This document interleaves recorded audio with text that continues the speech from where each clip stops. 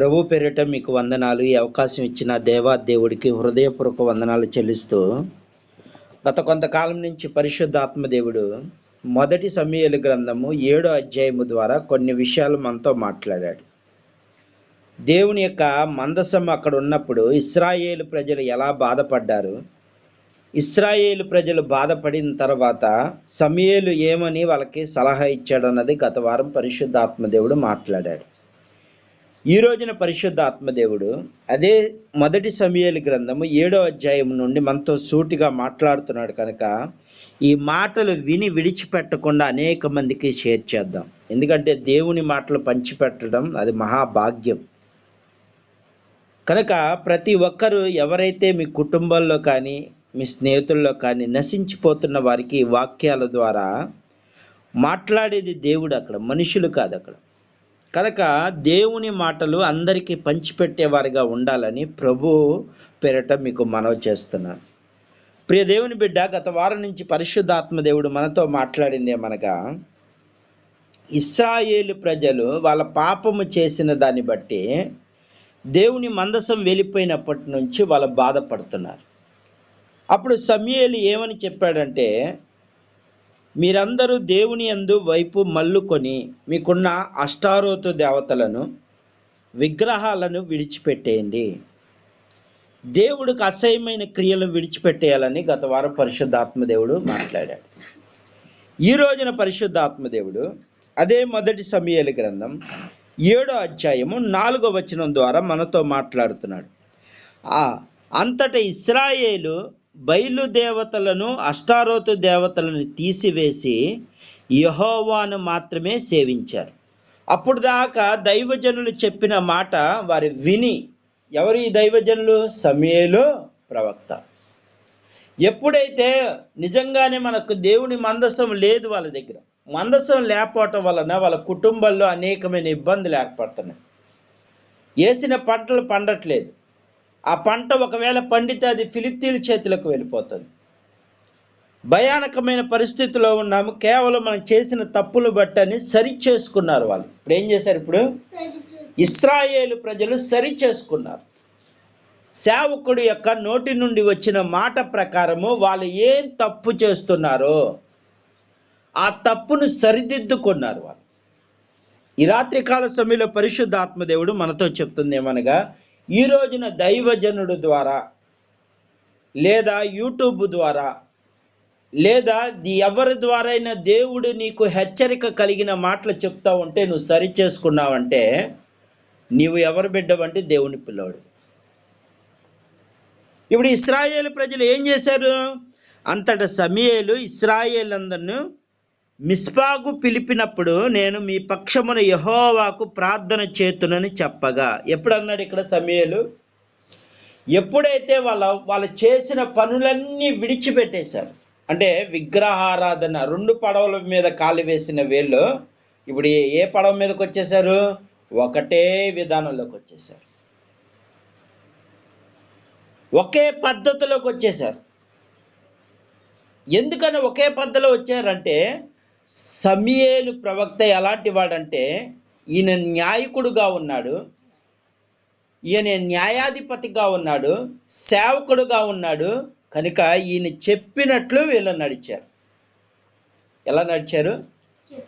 ఎప్పుడైతే సమూయేలు చెప్పాడో అదే ప్రకారం నడవటం మొదలుపెట్టారు. ఎందుకని సమూయేలును బట్టి ఎందుకు నడిచారంటే, సమూయేలు ఎలాగున్నాడంటే దేవుని మాటను తూచా తప్పకుండా చిన్న వయసులో నుండి విన్నవాడిగా కనపడ్డాడు. దేవుని ఆజ్ఞానుసారంగా జీవించాడు. కాబట్టి ఇప్పుడు ఏం చేస్తున్నారు? సమూయేలును బట్టి వాళ్ళ పాపాలు ఒప్పుకొని ఆ విగ్రహారాధన, అష్టారోతు దేవతలను, బయలు దేవతలను విడిచిపెట్టేసి సంపూర్ణంగా ఎవరితో ఉన్నారు? ఇప్పుడు దేవుని యెహోవానే సేవించడం మొదలుపెట్టారు. ఇక దేవుడు ఒక్కడే అని సేవించడం మొదలుపెట్టారు. అంటే సేవకుడు ఎలా ఉండాలో అన్నది ఈ రోజున దేవుడి వాక్యం ద్వారా చెప్పబడుతున్నాడు. ఈ రోజున అనేక మంది సేవకులు ఎలాగుంటున్నారంటే దేవుని వాక్యాన్ని చెప్తున్నారు కానీ నడుస్తున్నారా? ఈరోజు ప్రశ్న. దేవుడు సూటిగానే మాట్లాడుతున్నాడు. యూట్యూబ్లో ఒకవేళ ఎవరు హృదయాన్ని గుచ్చుకున్నా సరే ఇది వాస్తవం. ఈరోజు నీ సంఘంలోని నీ పిల్లలు నీ మాట వింటలేదంటే నువ్వు ఎలా ఉన్నావు? నీవు త్రోవ తప్పుతున్నావు కాబట్టి నీ గొర్రెలు కూడా ఏమవుతున్నాయి? త్రోవ తప్పిపోతున్నాయి. కాపరన్నవాడు ఎలా ఉండాలి? కాపరన్నవాడు ఎలాగ ఉండాలంటే దేవునికి ఇష్టానుసారంగా ఉండాలి. మోషే చనిపోయాడు, కానీ యెహోషువ దేవుని వైపు వెళ్ళినప్పుడు 25 సంవత్సరాలు ఇశ్రాయేలు త్రోవ తప్పనీయకుండా చేశాడు. ఏం చేశాడు? మోషే ఉన్నంత వరకు కొంతవరకు త్రోవ తప్పుతానే దేవుడు ఎలాగొట్ట సరి చేశాడు.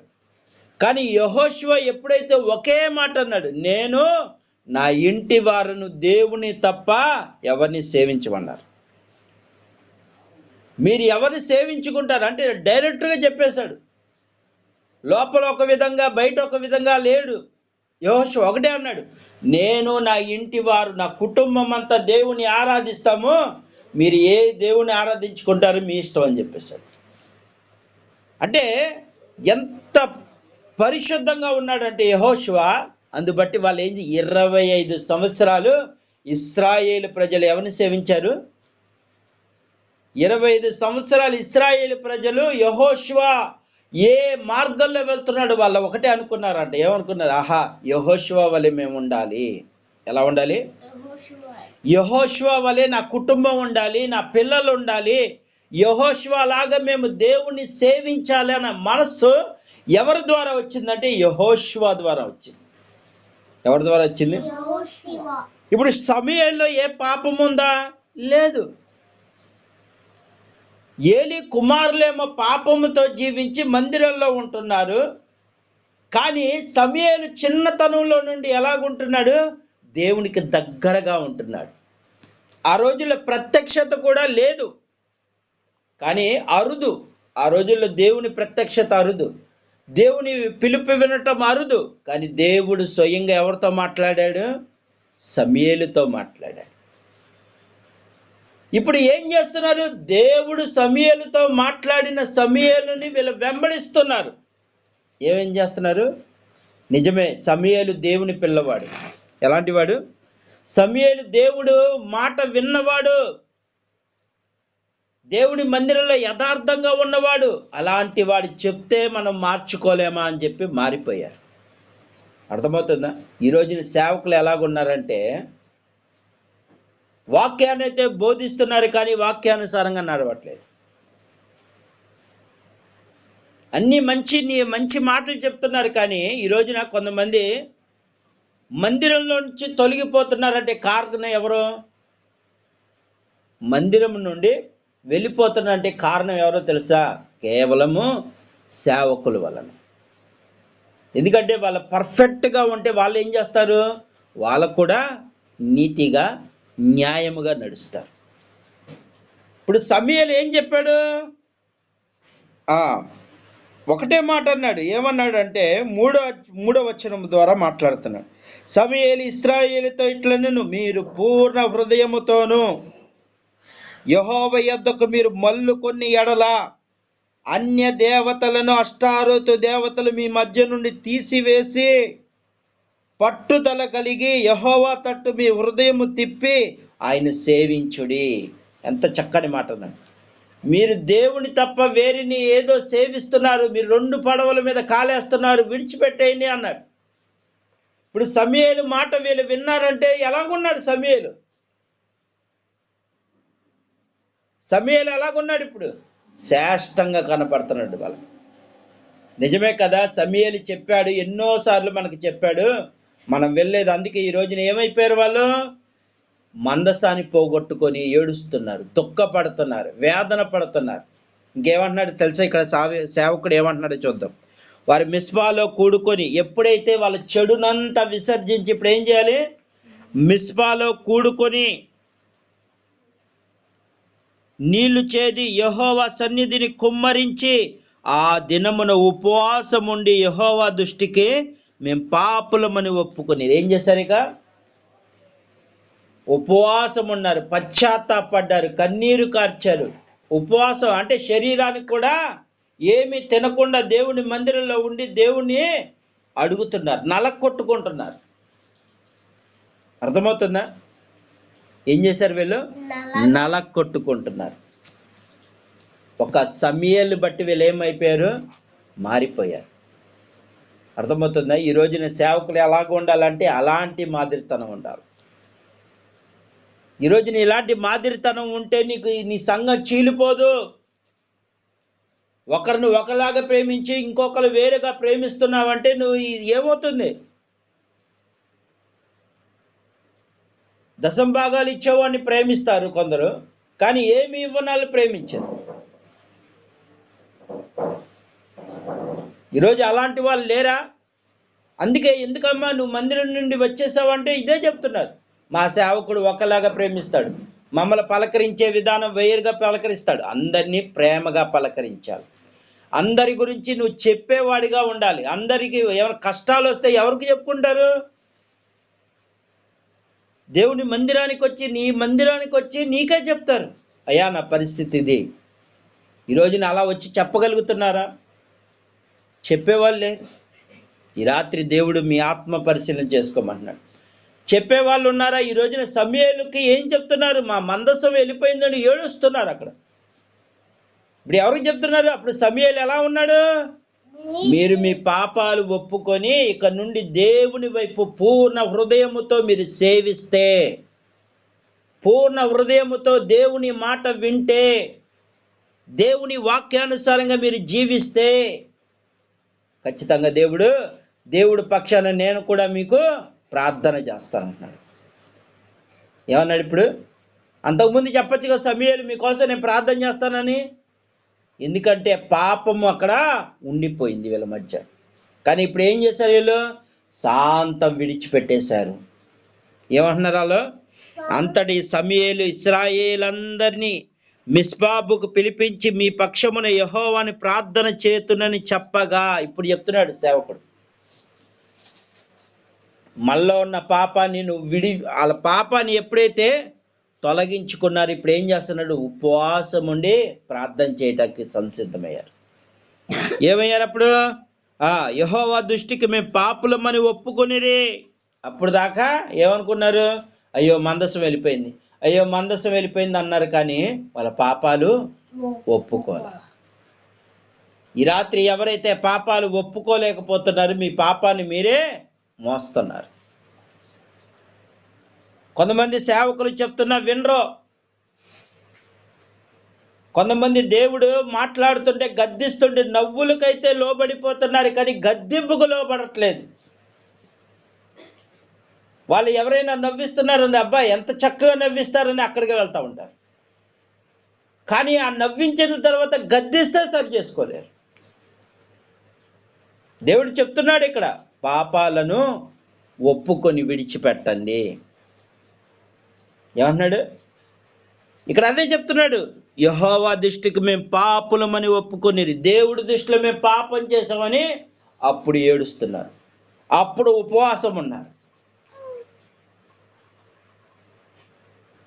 దైవ సేవకుడు ఎన్నోసార్లు చెప్తా ఉంటాడు మందిరాలు, అమ్మా ఉపవాసం ఉండాలమ్మా, ఉపవాసం ఉండండి, ప్రతి ఒక్కరూ ఉపవాస ప్రార్థన చేయండి, మీ కుటుంబంలో కష్టాలు తీరాలంటే సాతాను మీ చుట్టూ ఉన్నాడు, సాతాను బంధకాలు మీ చుట్టూ ఉన్నాయి, కనుక మీరు ఉపవాసం ఉండి ప్రార్థన చేయండి, ఆ కట్లు విప్పబడతాయని ఎన్నోసార్లు సేవకుడు చెప్తా ఉన్నా సరే ఏం చేస్తారంటే ఉపవాసం ఉండరు, ఉపవాస ప్రార్థనలు చేయరు. మీరు ఉపవాసం ఉంటే ఎవరికి నష్టం? ఎవరికి నష్టం? ఉపవాసం ఉంటే మీకే బలం. మీ శరీరం ఎప్పుడైతే నలకొట్టబడుతుందో ఆత్మలో ఉజ్జీవం రగులుతుంది, ఆత్మలో దేవుని యొక్క శక్తి బలంగా పొందుకుంటారు. కానీ ఈరోజు ఏమైపోతున్నారని చాలామంది ఉపవాసం చేయడానికి కూడా ఇష్టపడతలేదు. ఈ రోజున పరిశుద్ధాత్మ దేవుడు మనతో మాట్లాడుతున్నాడు. ప్రియ దేవుని బిడ్డ,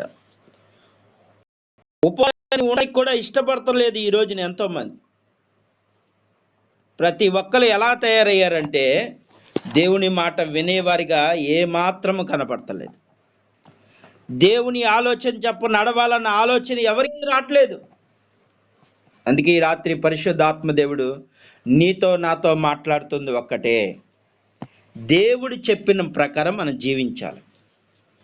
ఇశ్రాయేలు ఒకప్పుడు అలా జీవించలేదు కాబట్టి ఈ రోజున మందసం పోగొట్టుకున్నారు.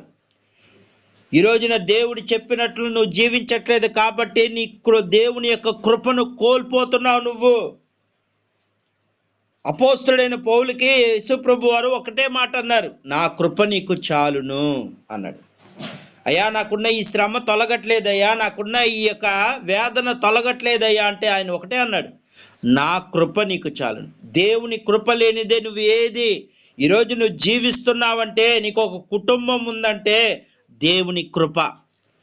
ఈరోజున కుటుంబంలో చాలామంది భయంకరమైన యాక్సిడెంట్లు అయిపోతున్నారు, చాలామంది వేదనతో ఉంటున్నారు. కారణం ఏంటంటే దేవుని వాళ్ళు దూరంగా ఉండిపోతున్నారు. ఈ రోజున సేవకులే కాదు విశ్వాసులే ఇలాగా తయారైపోయారు, దేవునికి దూరం అయిపోతున్నారు ఎంతోమంది. అందుకే ఈ రాత్రి దేవుడు చెప్తున్నాడు, ఏ విధంగా అయితే ఇశ్రాయేలు తన పాపాలు ఒప్పుకొని విడిచిపెట్టేశారు, ఏ బయలుదేవతలో ఏ అష్టారోతు దేవతలను వాళ్ళు ఆరాధించారు, వాటిని పూర్తిగా వదిలేశారు. ఇక ఈ రోజున నీవు దేవుని మందిరంలో దైవజనుల ద్వారా ఇలాంటి వాక్యాలు, గద్దించే వాక్యాల ద్వారా దేవుడు నీతో మాట్లాడుతుంటే నువ్వు కూడా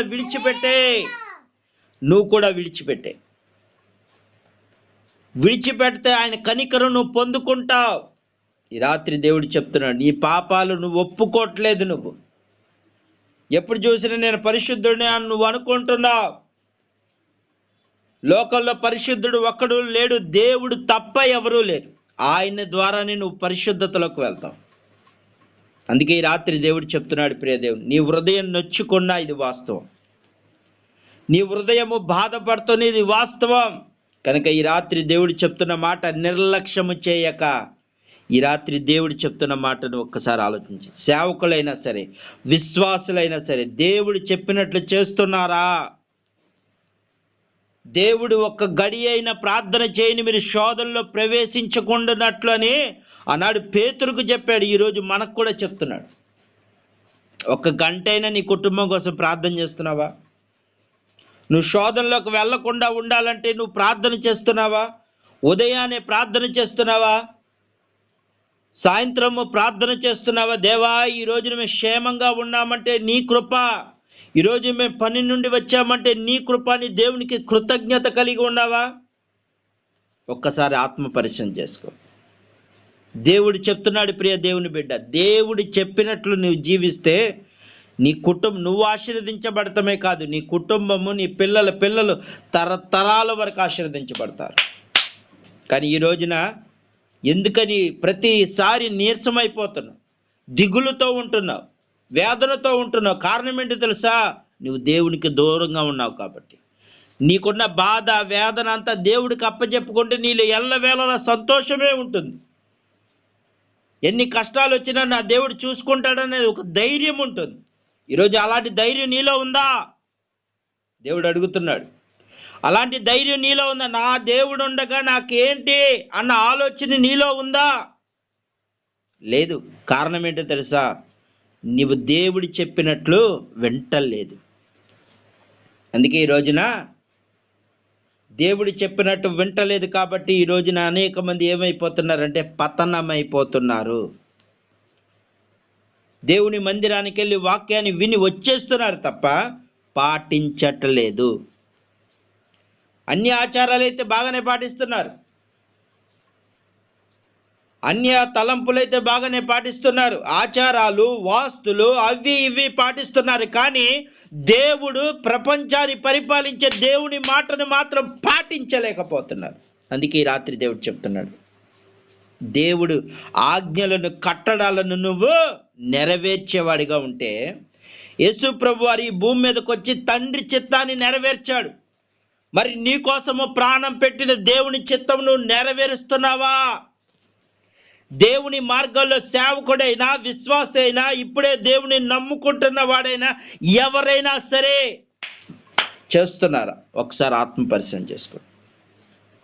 ఈ రాత్రి దేవుడు చెప్తున్న మాట నిర్లక్ష్యం చేయకండి. దేవుడు మీ పట్ల ప్రేమ కలిగి ఉన్నాడు. ఆయన రాబోతున్నాడు. దేవుని ఉగ్రత త్వరలోనే రానై ఉన్నది. ఎక్కడ చూసినా ప్రార్థనలు ఆగిపోతున్నాయి. ఎక్కడ చూసినా ఏ స్థలానికి వెళ్ళినా దేవుని చర్చి ముందే అనేక మంది ఆ ప్రార్థనలు ఆపడానికి ఎన్నో పన్నాగాలు పన్నుతున్నారు. కానీ ఈ రాత్రి దేవుడు నీతో చెప్తున్నాడు, ఎవరి నిన్ను ఆపినా నీలో నీ హృదయంలో ఉన్న దేవుని వాక్యాన్ని ఎవ్వరు ఆపలేరు. ఒకవేళ నువ్వు చనిపోతే నీలో ఉన్న దేవుని ఆత్మశక్తిని ఎవరు ఆపలేరు. కనుక ఈ రాత్రి దేవుడు చెప్తున్న మాట నిర్లక్ష్యం చేయక దేవుడు చెప్పిన మాట ప్రకారం మనం జీవిద్దాం. దేవుణ్ణి సంతోషపెడదాం. ఆకాశముందున్న తండ్రి నువ్వు సంతోషపెడితే నీ కుటుంబం అంతా ఎల్లవేళలా సంతోషం ఉంటుంది. కనుక ఈ కొద్ది మాటలు దేవుడు దీవించును గాక. ఆమేన్.